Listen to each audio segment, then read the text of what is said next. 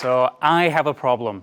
I'm sure many of you have the same problem many times in your life, whether you're a student at Salisbury, whether you're a teacher in our English language department, or whether you're a dean of one of our colleges. As you take a look here, I've had this problem my entire life. I had this problem when I was a painfully shy student in primary school in Yorkshire, in England. I had this problem when I was a teenager sitting on my mom's couch, trying to look cool, eating cereal. I had this problem when I graduated from university a number of years ago now. And I definitely had this problem when I moved into the world of work and became a teacher for the first time. But what's interesting is that for the vast majority of my life, I didn't realize that this was a problem. It just wasn't conscious. I wasn't aware of it. But that changed a few years ago. It changed when I actually left this university to take on a new job at a different university. It was a fantastic job. I had great co-workers, a wonderful boss. The students, I'm sure like you at Salisbury, were fantastic. It was a wonderful job.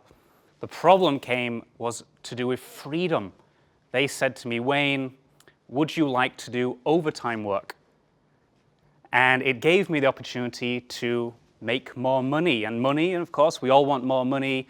We want to be more successful. And so when they offered this overtime, I jumped into it with both arms. Give me more overtime. I'll do it. I'll do it. I'll do it. And so I would leave my apartment. This was my apartment in Gyeonggi-do in Ansan on the top floor. So I would leave my apartment at 9 a.m. in the morning, most days of the week, and I would get back at 9:30 at night, 10 p.m. at night, and I did that for 1 year. And for a while, it was fine. For a few weeks, no problem. I could multitask. I made my lesson plans the night before. I would teach the next day. I would grade my students' papers, absolutely no problem. It was fine. There was a honeymoon period. I felt great for a few weeks, and even better, at the end of the month, fantastic. I had huge salary, lots of money. That's success, isn't it? That's what we want in life, more money. And it was great for a few weeks, a month, even 2 months. It was fantastic. And then I started to notice changes. I started to notice problems. The first problem was this. This is something deeply embarrassing for any teacher, quite humiliating when you think about it, and we try to avoid it as much as we can. I was writing on the whiteboard answers to my students' questions on grammar. And I thought, no problem, I'm a teacher, I've done it a long time, I'm very passionate about it. And so I wrote the answer, and immediately the student said, that's wrong. And when I looked at my textbook, and I looked at the whiteboard, and I looked at the student, he was right. And I was so embarrassed in that moment that I couldn't think of the right answer. I could not think of the right answer. If this was one time, that's okay. You make mistakes. We're all human. Absolutely no problem. This was now becoming regular. I was making mistakes all the time. Why? Because I didn't have time to prepare my classes properly. I was preparing 15 minutes the night before on my classes, and now I was making mistakes. And what do you think happened? My image when I worked at Woosong before, I won Teacher of the Year awards, big part of an organization where I would give conference presentations. Now I realized I was a much worse teacher. I was not a good teacher anymore, but I was making lots of money, so that was okay. This cycle continued for over a year. So here, this was Sangnoksu Station. I would make my 1 hour commute to my classrooms, and I would make the 1 hour commute back coming home. And that was okay. I would get on my bus, I'd come back to my apartment. But what was the problem? When I got home, do you think I was running home at 9:30 to get a good night's sleep, to have a nice meal, have a shave, have a shower, and then start this process again the next day? What was I doing when I got home? This. So I've got no free time whatsoever, but I still wanted free time. And so I'd be watching Netflix. Does anybody here watch Netflix? I binge on Netflix sometimes. And I was still doing it even though I didn't have time to do it. I would play video games. I've got a PlayStation in my apartment. And I don't know if this happens to you as a student or even a teacher. You'd be binging on Netflix, Daredevil, or one of those shows, and it would get to 2 a.m., 2:30, 3 a.m., and then there's some panic because you know you have to wake up at 8 a.m. And I was doing that all the time. Almost every night I was doing that. And so by the time I reached my bed, my very comfortable bed, I'd set the alarm for 8 a.m., 5 hours sleep. And what do you think happened to my image as a teacher or my satisfaction as a teacher? Of course, what happened, it became even worse. Not only was I making lots of mistakes now and not preparing properly, I didn't have the energy. I didn't have that spark, that lightning bolt that you need to be a great teacher. It was gone. I was a zombie in the classroom, but I was making money, so hey, no problem, right? This was the street near my apartment, so I would get off the bus at 9:30 at night. Before I would binge on Netflix, I would go onto this street, and I wasn't running home to get a salad out of the refrigerator. I wasn't running home to cook a healthy meal. I didn't have time. I wanted to watch Netflix. I wanted to play video games. And so what do you think I ate when I got onto this street every night? Of course, I was eating pizza. I was eating takeaway chicken. I was eating everything you're not supposed to be eating because it was fast, it was easy, and it felt like it was giving me energy. And even worse, I would be guzzling all this down with soda. I don't know if anybody here does that, but for me, soda, psychologically, it seems to give me energy. And so I was doing that for quite a while. And I didn't even think about it. I just thought this is perfectly fine. This photograph, however, started to change things. At my university, I had to teach a 5-week intensive public speaking program. And they said, Wayne, we want to create a poster, we want to put it on the wall, and we need a picture of you doing public speaking. This was actually a picture taken when I worked at Salisbury. 5 years ago, I was on a business trip in China, and I'm actually singing here a Beatles song, Hey Jude. It's not even public speaking. But it's the only picture I had that looked like I was doing public speaking. And so I gave this picture to my boss. They put it on the poster. No problem, that's perfectly fine. And then the same evening, I had dinner with my coworkers. And one of them, very nice guy, he's from New York, a very nice guy. If he was here now, I'd be very happy to say hello to him. But the problem was, or not a problem, but he was quite direct, quite blunt. And I was with my coworkers eating dinner, and he said, Wayne, what happened?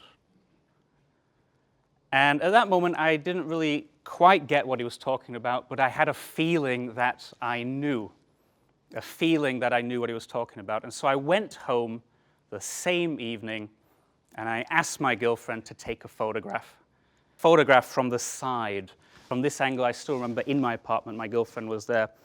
Take a photograph, because I was very suspicious of what was happening. And this was the photograph, if you take a look.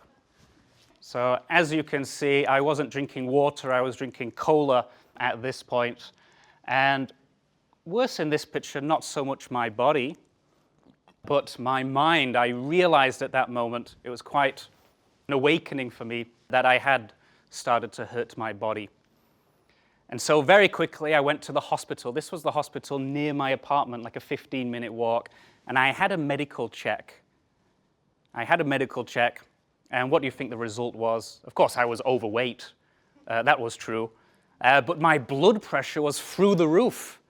Really, really high. All that junk food, all that soda I was drinking, really starting to affect my body. If you check research, this happens if you work longer than 7 hours a day, you can suffer heart problems. I was doing 10, 11, 12 hours. Absolutely no surprise. What really started to affect me, though, was not my realization that I got fat because, I went bald. That's a change in the body. I got used to it. Changes in your body I can quite accept. Making mistakes in the classroom. Okay, I'm human. I make mistakes. I'm making good money. Maybe knowing that I'm not a good teacher anymore. I could, I guess, live with that. But what really started to change things for me is almost around that time, I went back to my apartment and I closed the room door behind me and I locked it because I didn't want my girlfriend to disturb me. I was having one of these quite painful, introspective, self-reflective moments. And I sat down and I finally accepted that I was not confident anymore. I felt like a broken teacher, a broken person. And the reason was I realized then, even doing basic things, I was now extremely nervous. Like even going into my classroom just to say hello to my students now made me very nervous. And so I knew at that point things had to start changing. I realized compared to the person who left university, I was not the guy going into moving to South Korea at the other side of the world anymore, chasing his dreams. I wasn't the confident guy on a stage singing Hey Jude to 100 Chinese students anymore in China. So I realized at that moment I'm in trouble. If anybody here is in the same situation now, you'll realize you do have a choice. Everybody has a choice. At this moment, it was my lowest point 2 years ago because my body was destroyed and my mind felt broken. At that moment, I did have a choice. Do I continue along that same path, or do I realize and accept reality that something's got to change? You will have that moment in your life several times, and you must decide what's important. As a work martyr, which is what I think I am too many times, I sacrifice too many things in my life to reach a goal, whether it's to make more money or to get a promotion, and I forget about my body, I forget about my mind, I forget about relationships. Thankfully, when I reached that lowest point, I did start trying to make changes almost immediately. I accepted reality completely. And so I started changing my diet immediately. The junk food was gone. All the soda I was guzzling down was gone. And I talked to my employees and said, please, I'm going to limit the overtime now. I don't care about the money. It's not worth it. And so every few weeks, my girlfriend would take a photograph. Here I look a little bit arrogant, I think, but that's not deliberate. I didn't know it would be in a TED speech one day, just a private photograph. But what really started to make me happy is that just a few weeks later, I was presenting at a conference. And remember, I was so nervous even just talking to my students. And now I was going to be talking to all these professors in a conference. What made me really happy was limiting how much work I was doing did bring my confidence back. And that was the number one thing, because if you don't have confidence, whatever your dreams are, you're not going to achieve them. So that was absolutely critical for me. And thankfully now I do know to set boundaries, because is that goal, is that work, is that dream so important that we lose everything else? If I can leave you with just one message today, it's don't stop working hard. We should work hard. Don't give up trying to make more money. Don't give up your dream of a wonderful job in the future. My advice as someone who's suffered many times as a work martyr, work hard, but please set boundaries, set limits. Because if you work too much, if you start sacrificing everything like I do, you will pay in so many other ways. It's just not worth it. Thank you.